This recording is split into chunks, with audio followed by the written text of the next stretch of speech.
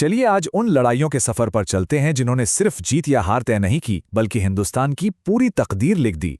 ये वो जंगें थीं जिन्होंने भारत को वो शक्ल दी जो हम आज देखते हैं। कहते हैं ना कि इतिहास कैसे लिखा जाता है, तो भाई अक्सर तो ये स्याही से नहीं बल्कि युद्ध के मैदान पर ही लिखा जाता है। तो चलिए आज इतिहास के उन्हीं पन्नों को पलटते हैं। तो हमारी ये कहानी शुरू होती है प्राचीन भारत से। सोचिए, एक ऐसा दौर जब यहाँ पहले से ही कई शक्तिशाली राज्य थे, लेकिन बाहर से आने वाली ताकतों की नज़र इस जमीन पे पड़ चुकी थी। और इस कहानी का पहला बड़ा नाम है सिकंदर। वो सिकंदर जिसने पूरी दुनिया जीतने का सपना देखा था, पर जब वो भारत पहुंचा तो उसका सामना हुआ राजा पोरस से। ये वो टक्कर थी जो आने वाली सदियों के लिए एक मिसाल बन गई। हाँ, ये सच है कि इस जंग में जीत सिकंदर की हुई, लेकिन राजा पोरस ने जिस बहादुरी से लड़ाई लड़ी उसने सिकंदर तक को हैरान कर दिया। इस लड़ाई ने यह साफ कर दिया कि भारतीय योद्धाओं को हराना आसान नहीं था। चलिए अब समय में एक लंबी छलांग लगाते हैं, लगभग 1000 साल से भी ज्यादा आगे।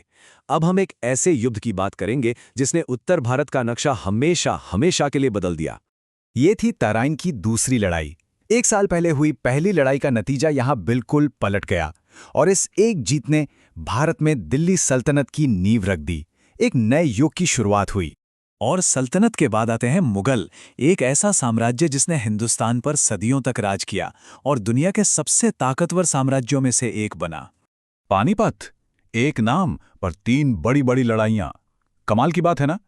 इसी एक मैदान ने मुगल साम्राज्य को बनते हुए देखा, फिर अकबर के समय में मजबूत होते हुए देखा और फिर यहीं से उसके पतन की शुरुआत भी हुई।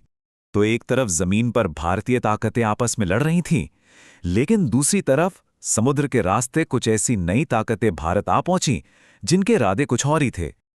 और यहीं से कहानी में एक जबरदस्त मोड़ आता है। जैसे ही यूरोप की व्यापारिक कंपनियां यहां आती हैं, एक बड़े बदलाव की आहट सुनाई देने लगती है। अब लड़ाई सिर्फ जमीन की नहीं थी। कर्नाटक के युद्ध ये बड़ी दिलचस्प लड़ाइयां थी। इसमें अंग्रेज और फ्रांसीसी सीधे सीधे नहीं लड़ रहे थे, बल्कि भारतीय राजाओं के जरिए एक दूसरे को कमजोर कर रहे थे।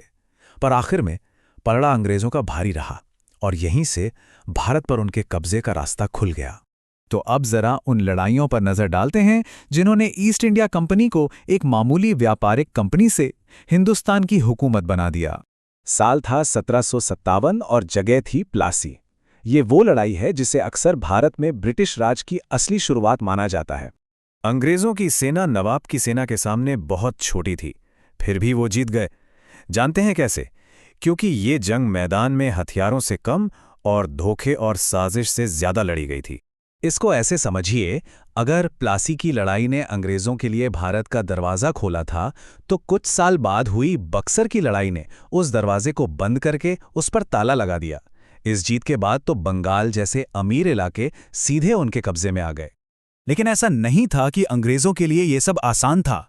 मैसूर के हैदर अली और उनके बेटे टीपू सुल्तान जैसे शासकों ने उन्हें दशकों तक जबरदस्त टक्कर दी। चलिए अब कहानी को सीधा 20वीं सदी में ले आते हैं। आज़ादी के बाद भी लड़ाइयों का सिलसिला थमा नहीं। इन लड़ाइयों ने आज के भारत की सीमाओं और उसकी पहचान को बनाने में अहम भूमिका निभाई। 1971 का भारत पाक युद्ध, ये सिर्फ एक लड़ाई नहीं थी, ये एक ऐसी घटना थी जिसने पूरे दक्षिण एशिया का भूगोल ही बदल कर रख दिया। इस जंग में भारत को एक निर्णायक जीत मिली और इसका नतीजा क्या हुआ? दुनिया के नक्शे पर एक नए देश का जन्म हुआ, बांग्लादेश। और अगर हम हाल के समय की बात करें तो 1999 का कारगिल युद्ध हमें याद दिलाता है कि आज भी देश की सीमाओं को सुरक्षित रखना कितनी बड़ी और मुश्किल चुनौती है। तो देखिए, सिकंदर के दौर से लेकर बांग्लादेश की आज़ादी तक हजारों साल के इस सफर में इन लड़ाइयों ने भारत के इतिहास को गढ़ा है। ये वो मोड़ हैं, वो टर्निंग पॉइंट्स जिन्होंने इस देश की कहानी को हमेशा के लिए एक नई दिशा दी। तो इन जंगों ने तो भारत का अतीत बना दिया, पर सोचने वाली बात यह है कि आने वाले वक्त में यानी भविष्य में कौन सी ताकतें भारत को आकार देंगी।